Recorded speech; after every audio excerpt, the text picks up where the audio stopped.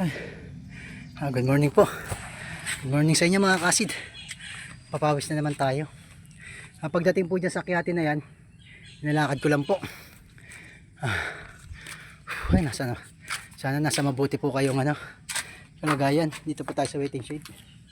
Ganda po ng bahay niya, nasa bangin.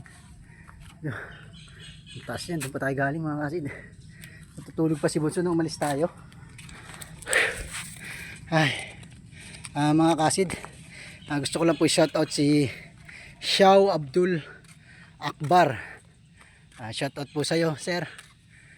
Nag-message po kasi siya dun sa mga post natin. Lahat po ng sinabi niya dun tama naman po. Shoutout po sa inyo. Tama po ba yung pronunciation ko ng pangalan niyo? Ingat po kayo palagi, sir. Baon tayong tubig pero mamaya na tayo inom kasi maano tayo, pahinga lang tayo. Tsaka shoutout po kay rin po, Diana Ra. Trabaho daw po siya, OFW sa Hong Kong.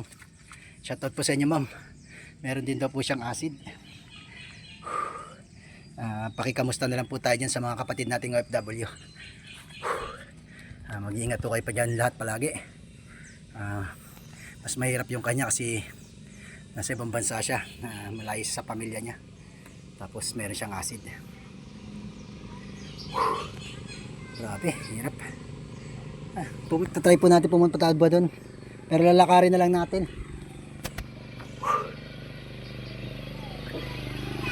Motor, motor. Ubusan tayong tubig na pH 9. Bumili na lang tayo ng ayun. Ay, pagod ang acid. Kahapon di tayo nakapag-bike gawa ng naglaba tayo kasi mga uniform ni Bunso. Ingat po kayo palagi. Medyo maganda naman yung tulog natin kagabi. Tulog tayo ng 11. Paglugaw po kinakain ko tsaka yung tokwa. Medyo hindi siya sumusumpong. Hindi ganong yung minsan tinatalian ko po rito. May nag rin sa atin, talian daw rito. Kaya tinatalian ko po yan. Okay naman. Hindi naman po siya para lang hindi umakyat yung acid. Try natin doon mga ka-acid. Hindi ko pa kasi narating doon yan kung may mga bahay-bahay pa ba. Hanggang dito lang ho tayo eh. Daming aso rito mga acid. Ganda ng bahay eh. Bangin na yan eh.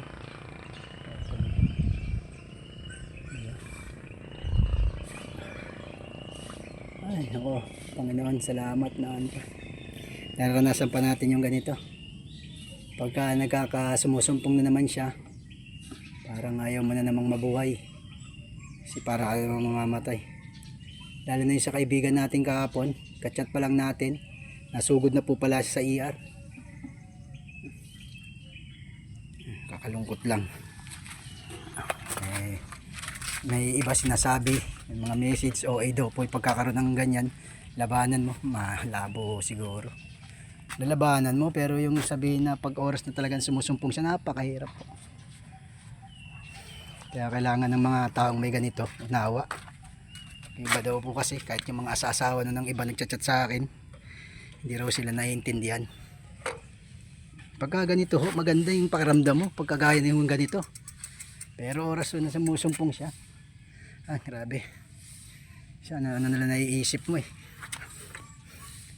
Wala tayong magagawa, andyan na yan, wala nang dapat sisihin dyan. Kagaya ko, wala nang dapat sisihin sa akin kundi sarili ko. Kasi kabataan natin, mabisyo tayo.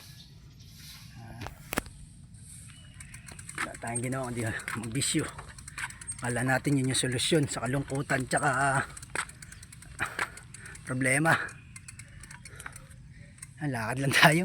Titingnan ko lang curious lang po ako, English yun ha. Curious lang po ako kung ano po yung meron pa dun sa dulo na yun, hindi ko po nararating eh. Malayo pa daw po yan eh. Hindi ko alam kung anong baryo na po yan. Kaya sa may mga kagaya ko pong ganito, wala naman po ako ibang mapapayo sa inyo, hindi makatatag lang po. Tapos lagi lang po kayong pray. Tapos iwas po talaga sa mga pagkain bawal, gaya po ako. Nagluto ko mais kagabi, sana po almusalay namin mag-ama. Eh, bloated po ako sa mais. Eh, yun lang po yung mura kasi rin. Tsaka, yun na lang yung tinda sa pinuntahan ko. Nabubos na yung mga dahon-dahon. Eh, nagbo-bloated ako ron. Sabi ko, inuto ko siya ng 8 ng gabi. Sabi ko, oras na mapanis to.